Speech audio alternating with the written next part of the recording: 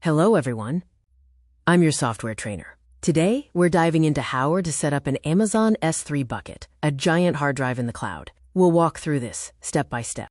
An S3 bucket is like a cloud folder for your files, which are called, quote, objects. This is a simple, safe way to store all sorts of data. Now, let's log into AWS.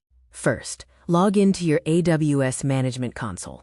Once on the dashboard, use the search bar at the top and type in S3. Click the result to get to the S3 service page. On the S3 dashboard, look for and click the orange Create Bucket button. This action begins the setup process where we will define the settings for our new storage space. Naming your bucket is critical. The name must be unique globally. Use only lowercase letters and numbers and be between 3 and 63 characters long. Avoid using spaces.